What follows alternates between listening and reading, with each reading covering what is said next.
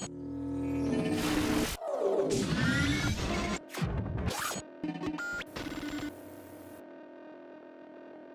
Jas from How to Feed a Family of 6 for under $20, and this is Vance.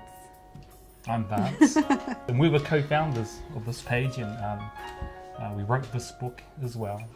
I took all the photos, Jas wrote all the recipes and put it out there. To date we've sold about 5,000 copies and it's going for another reprint.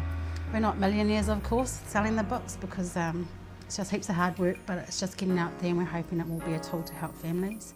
Not millionaires yet. It originated from some hardship that we went through. We found ourselves in a situation where I had a newborn baby. Vance had been made redundant, or his contract had finished at his job, and we had a mortgage, and it all just turned to custard. We found ourselves with no income and no food. At the lowest we had no power, so we were cooking a can of baked beans over a candle while we were trying to cook a can of baked beans over a candle. It didn't really work out. I was determined to get out of that situation because it's not where I came from. It was tough and we had to ask for help. The page was inspired by the hardship that we'd been through, but also living in the area that we live in, seeing the children eating takeaways and drinking fizzies a lot. I wanted to inspire maybe some mums on the page to be able to cook good, wholesome meals for under $20. We know a few in the social media expertise, so like circles thinking, oh, you know, you'll do pretty good.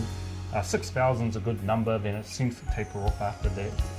And then it just keeps on growing and growing, and we just can't even believe, to this day, 70,000+ people. Look at all these people.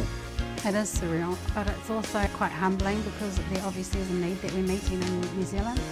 Not just New Zealand, but we've got over, I think it's 15,000 followers in Australia and 12 other countries that follow us as well. It has been tough. I've been on the Good Morning show and I've had to cook in 5 minutes, and I hate the camera, and then it's live, so you can't script anything, and then you're cooking. It is overwhelming, but like I said, if it helps one family, then it's all worth it. So that's why we do it. There's no substitute for hard work. Yeah. People don't want to hear that, especially this generation. They just want it to fall in their lap. Yeah. Also, be true to yourself and what you stand for and who you are. Like Jas said, people have wanted to give us money, but they've put something to us and it hasn't felt right in our gut.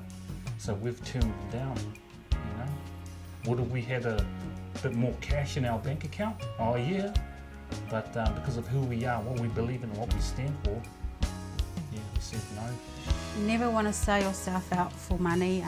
You never want to jeopardise your children's legacy for a quick fix. You work really hard, you put in the hours, but you've got to have balance in everything. Even though being in a situation where most people might want to quit or don't see the light at the end of the tunnel, I always knew that there was the light at the end of the tunnel.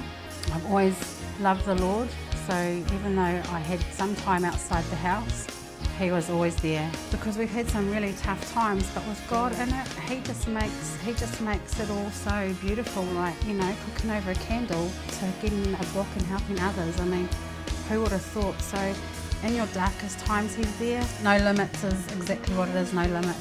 We're so excited about our future because with God anything's possible.